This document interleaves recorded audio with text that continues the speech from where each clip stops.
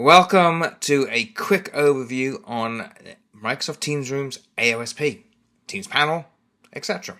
So, just released yesterday by Microsoft is a new firmware for Neat devices. I can see I've got some devices online, offline. Let's pick my Cherry Room here. You can see it's got my pad connected, and now you can see I have a firmware update. So when I go in here, I have the ability to upgrade to my AOSP firmware. There's guides here, we've talked about this before, on how we do this and make sure we got our enrollment token enabled in Intune. So I just want to point out a few things. One, we do the bar, but we also must go back and do the pad. So let's kick that one off. We start that. And then we jump back to our devices, and then we go to our touch consoles, and then we find the Cherry Room, and we do the exact same thing. So again, one thing you don't have to do, we obviously have our validation rings. These are all set to general, so you'll see in charts that I've shared before. So if I go to our support article, for example, on the Neat site, and then you just search AOSP, and the first hit will be our article talking all about this. So we can see here from the timeline, our validation is from now to the 4th of July. This is a manual process. So if your device, it'll be automatic as well, but if you've got a device that's in general, but you want to test it out, you don't have to move it to validation ring. We can leave it in general and do a manual update just like I've done here. So you leave it on general, and you either schedule it for tonight maybe, the maintenance window that you can set on the device, or we want to kickstart it off now. So that's the first thing. You don't have to move it to the validation channel, or obviously you can move it to final if you want to delay it a bit to make sure you test one device first. The other thing, with Neat Pulse, or the device itself, you could set the device to stable. And the reason for that is because this is Neat OS 25.2.1 software.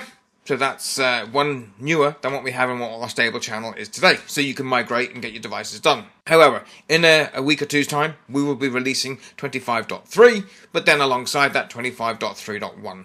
So if your devices are on stable channel and you haven't migrated them all, by the time you release 25.3 to stable, you'll then have to wait for 25.3.1 to hit TAC, and then do the exact same process. So you can start testing now, get your devices, to ensure that your compliance policies, conditional access policies are in place to handle AOSP device management. So if you do move your devices from the stable channel to manual, through Pulse or on the device itself, once you've upgraded, make sure you move it back to the stable channel so you get all the great updates. And when we do release 25.3 and you have already done your AOSP migration, it will stay on AOSP. So the only reason it would fall back is if you did a factory reset before you get 25.3.1. So now we've run that update, we can look at the history and we can see that it's queued, so it's ready to get that update. The front room display will show the Neat splash screen saying migrating to AOSP. It will then do a reboot, and then it will sign back in. So your end users won't see any difference, you'll just see a difference in your Intune registrations. So once you've done your rooms, your front room display, and your... So what do we see in Intune? So let's look in Intune, go to our devices, Android, and let's search for our Cherry Room.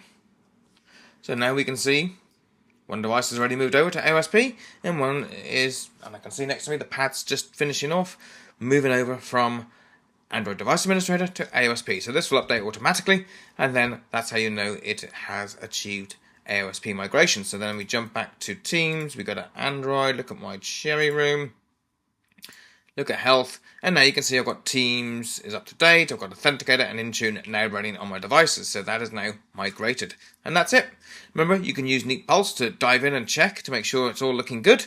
But again, you show up here, healthy sign-in issue, for example, so TAC will report that there's an issue. But also, don't forget, if you have a Neat pad outside the room as a scheduler, we just need to pop into Panels, and go into our room, Cherry Room, see available updates, and then we simply apply the firmware as well.